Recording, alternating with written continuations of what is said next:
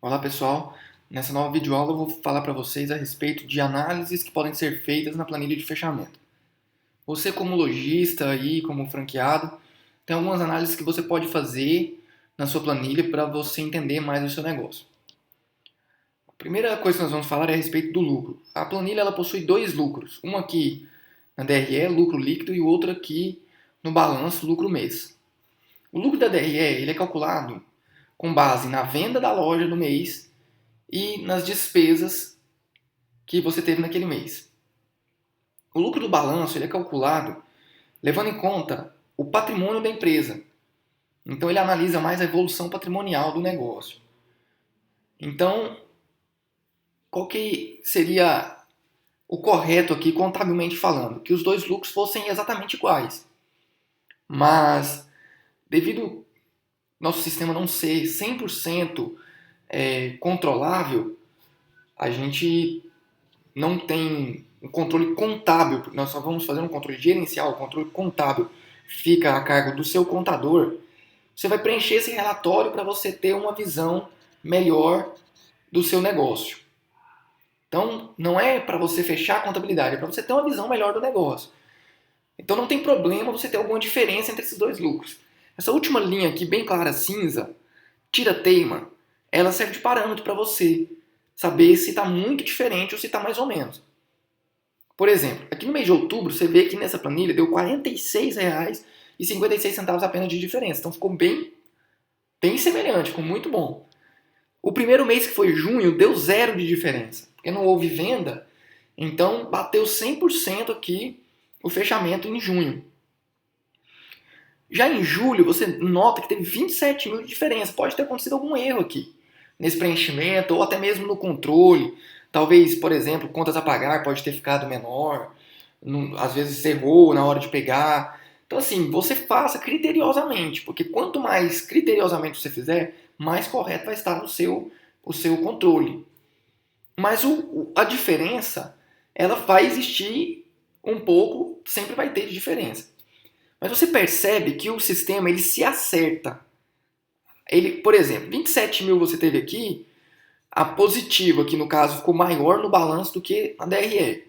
Mas nós tivemos aqui 2 meses que deu 8 mil negativo, outro mês que deu 3. Então assim, acaba que você consegue reaver isso. A outra coisa que eu quero falar é em relação a essas 4 contas aqui, essas duas que somam total de entradas de capital E, essas duas que somam total de saída de capital S.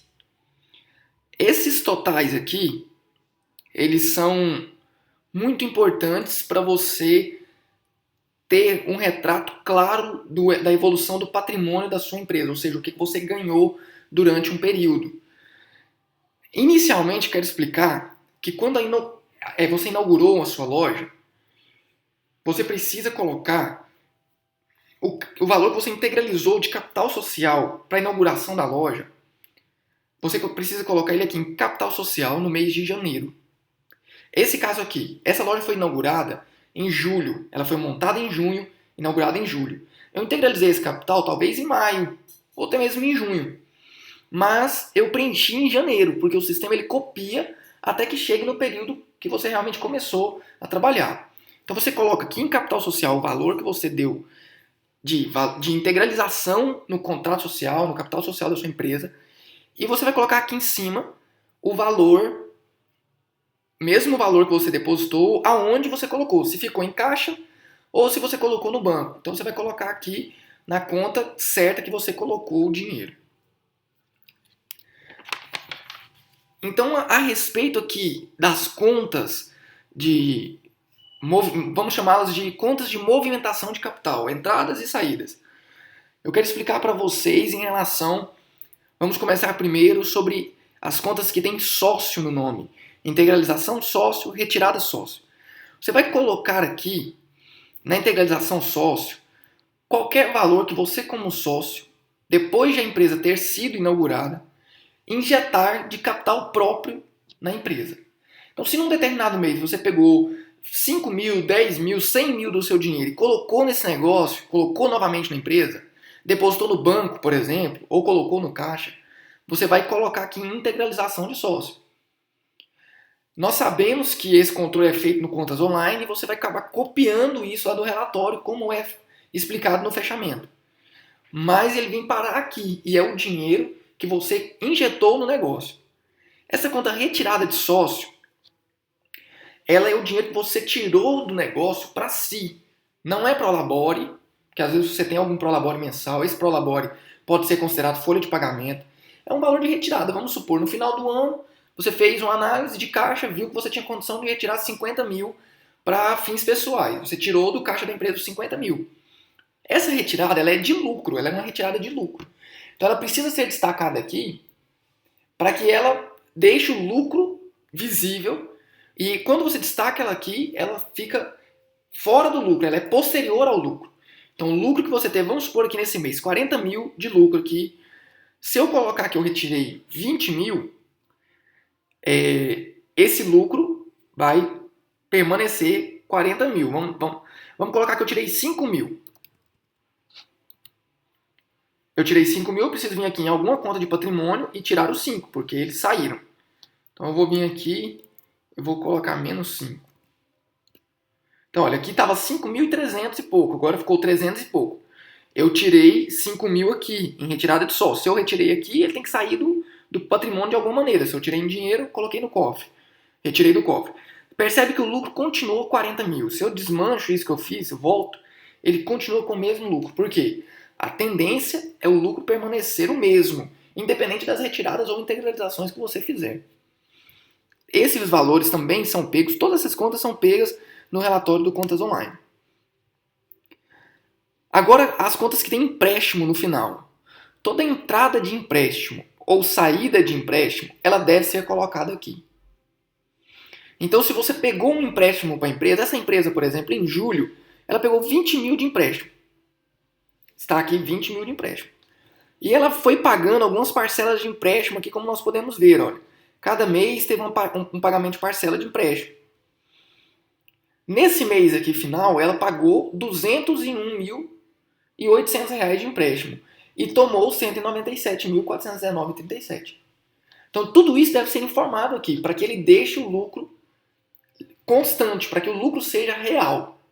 Ok? Então, toda movimentação de capital que você fizer posterior ao lucro, ou seja, que não relaciona-se com o lucro da empresa, você retirar um dinheiro da empresa é pós-lucro. Você injetar dinheiro na empresa não vai gerar lucro.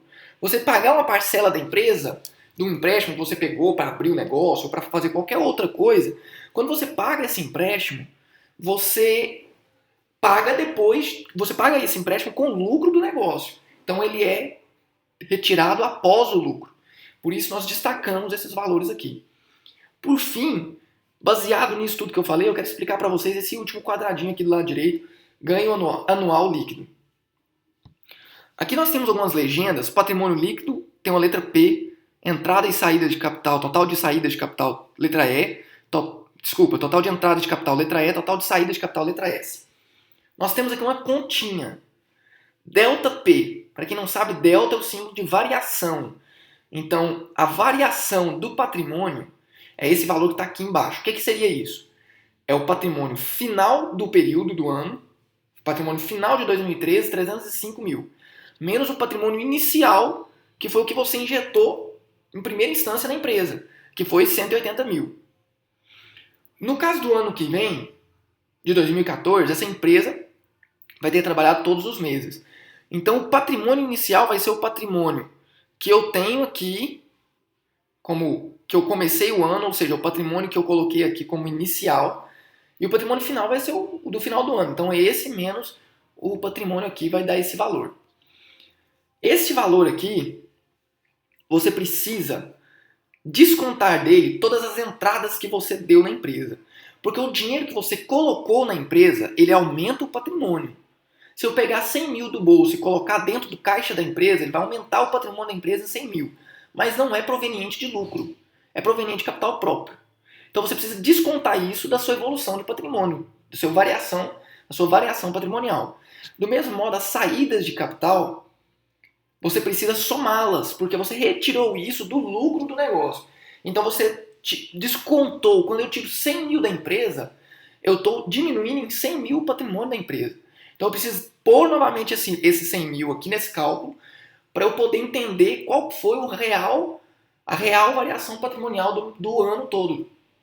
Aí nós fazemos essa pequena conta. A variação do patrimônio, que é esse primeiro, menos as entradas de capital que eu como sócio coloquei, seja empréstimo, seja capital próprio, mais as saídas de capital, que foi o que eu retirei, ou para pagamento de parcelas, ou para uso pessoal, vai dar a minha evolução do patrimônio. Essa evolução do patrimônio eu posso afirmar com certeza que é o que eu ganhei no ano apurado aqui. Então, nesse caso, essa empresa ganhou aproximadamente 116 mil reais nesse período de ano que ela trabalhou de julho a dezembro. Eu espero que essa videoaula tenha sido esclarecedora e se você tiver alguma dúvida em relação à análise financeira do seu negócio, pode entrar em contato conosco lá na franqueadora. Muito obrigado.